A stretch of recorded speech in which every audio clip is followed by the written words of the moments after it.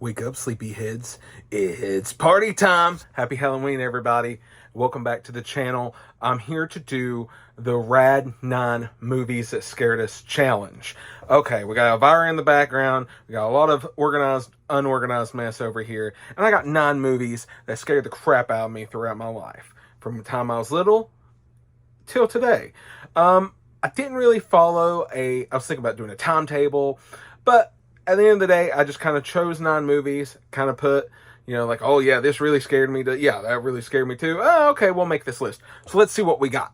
Okay, so for number 9, we have Nightmare on Elm Street 2, Freddys Revenge. Now, I have the Blu-ray, but as we all know, the best box set is still that DVD box set. The Blu-ray, it's a split disc with 2 and 3. So I wanted to actually show the film and that beautiful, wonderful poster art right there for Nightmare on Elm Street 2, Freddys Revenge. When I was little, this scared the piss out of me. It was one of the first ones I saw. I think it was the first one I saw. And it was on USA Network, I believe. And this movie is the meanest Freddy. The meanest Freddy. This still will make a little pee run. Just a little bit. All right, guys. Now, next up, I was a kid when I saw that Freddy. I mean, I was single digits when I saw that Freddy. I was a grown-ass man. And I sat down to a nice Chinese dinner. I got some Chinese takeout, some combination lo mein, some egg rolls, some crab rangoon. I had the spread going on. And I thought, you know what? I'm working at a movie gallery. I got my hands on this brand new movie I've been hearing about. Nothing scares me no more. I'm just going to watch a nice little horror movie with my nice Chinese spread. And about puked it all up. Jesus Christ, it's Martyrs, guys. Martyrs fucked me up. I've only ever watched it the one time on the rental. I bought this DVD. Never even watched this DVD, but I bought it.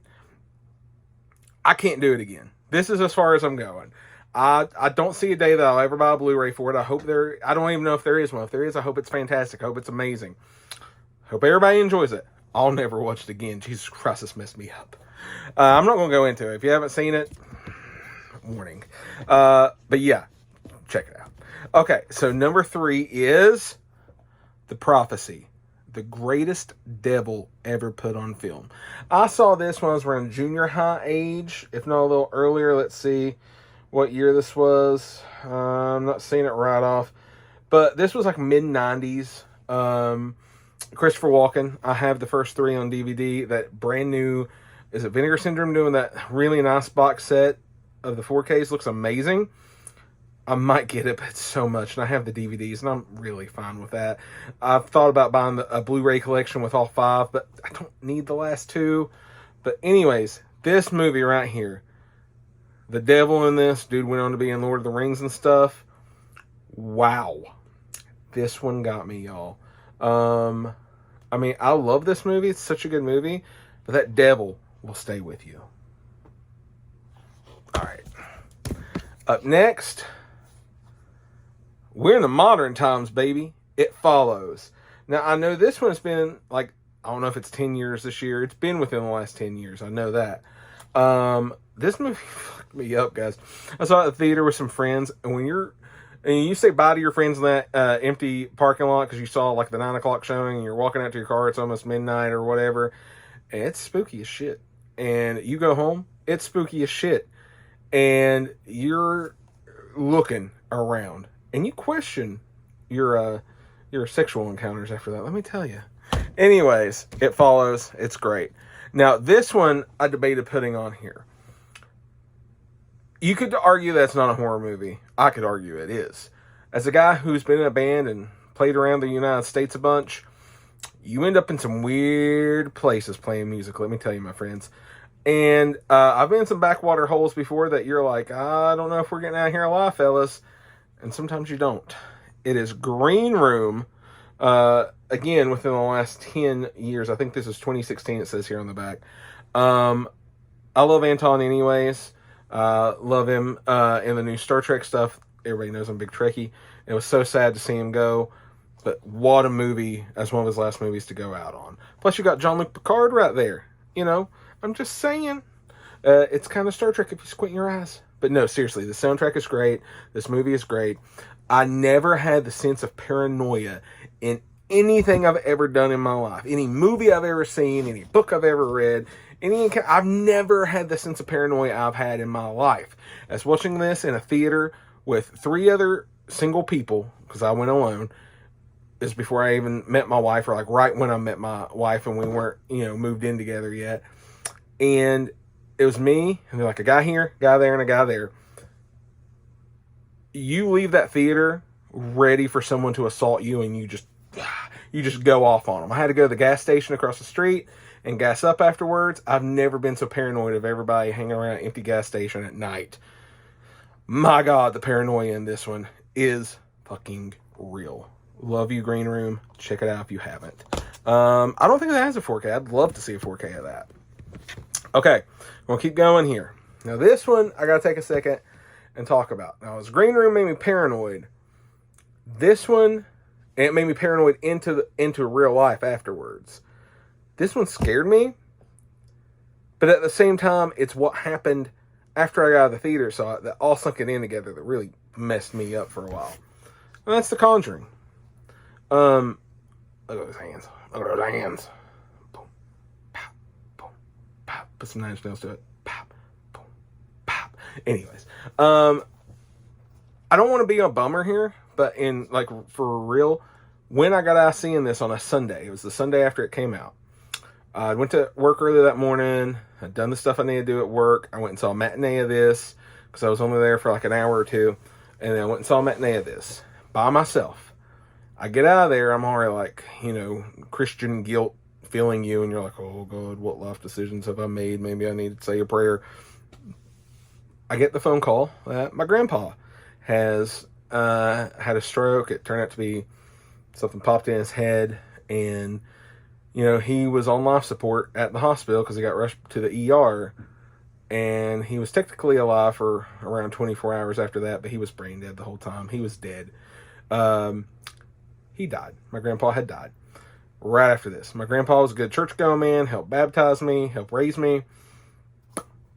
That leaves you feeling a certain way. I loved my grandpa dearly.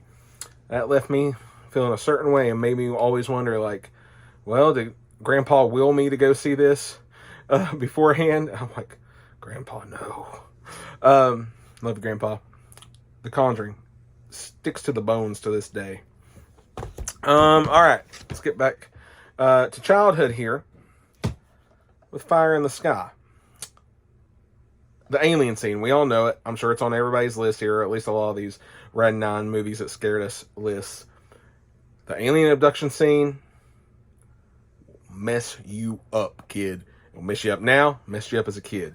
Love this movie. When I got to meet the T-1000, this is the movie I talked with him about. I couldn't pass up an autograph of him as T-1000 with Arnie as the 8x10, so that's the one I got. But I really, if I was being truthful, wanted a Fire in the Sky autograph. I don't even know if he had any 8x10s at his table. I don't think he did. He just had one. But I thought this is the movie I talked to him about. This movie sticks with you. I love this movie. It scared the piss out of me as a kid. It scares the piss out of me now. Okay, we're down to the top 2.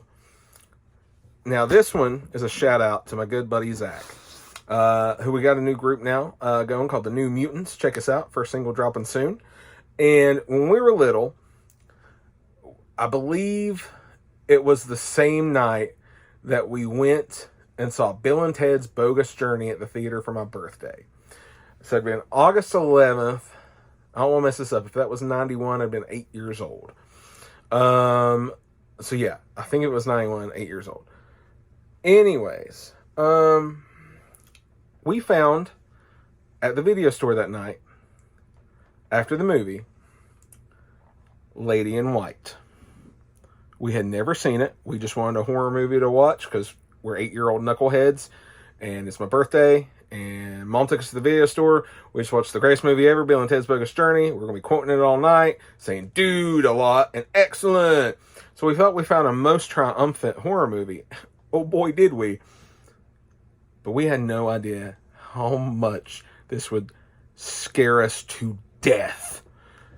We camped out in a tent that night, but there wasn't no sleeping. It was one of those things where you had the tent in the front yard. So you ate a bunch of pizza, ate a bunch of chips inside, drank a bunch of soda, and you watched a movie that terrified you, and you stayed up all night. It was crack of dawn the next morning when my mother woke up and was like, boys, come in. And we hadn't slept a wink. This scared the bejesus out of us. Okay, so Lady in White, check it out. Would love to upgrade that to a beautiful looking Blu-ray. I don't think it's on 4K. If I'm wrong, somebody correct me. I know there has been a Blu-ray that I'd love to upgrade, but that DVD still works. All right, now the number one. I know this is a lot of people's number ones. I know it's on a lot of people's lists. And I don't have the fancy new steelbook. I ain't got the Bible edition like a lot of cool people have. Looking at you, Garrett.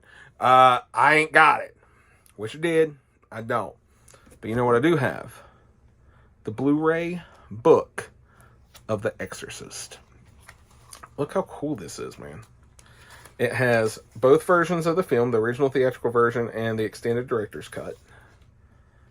And there's one disc. There's the second disc. And this looks beautiful on here. And I love these Blu-ray books. We don't talk about these enough. I have probably about 10 or so up there. I'd like to do a little video and just show off the ones I have. Nobody talks about them enough. I got like Full Metal Jacket, and I got a couple others that look amazing. Big Lebowski. Anyways, I love these. The Exorcist. I watched this around junior high by myself. It was either a night or 2 nights before Halloween. My parents had left. I'm sure I was eating some junk food I wasn't supposed to be eating.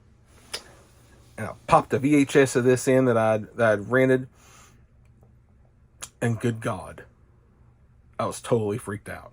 For the rest of the night, for all through Halloween, and I always think of this around Halloween and how scared I was that time. I've only actually ever watched the movie, like, I know I've watched the original that first time. I know I've watched the extended cut. I know I've watched this. I think I watched the extended cut again. And I've probably watched the theatrical again. So I've probably only seen it like 4 times. But this movie sticks with you. And it's a classic. I need to revisit it. I still haven't seen the new one. But this movie stays with you. And I need to rewatch it again. Maybe it'll give me an excuse to get that beautiful 4K presentation. But I hate that the artwork on that steelbook. I'm sorry, I can't do it. I looked at it, I'm like, you know what? I got this beautiful Blu-ray book. I don't need it.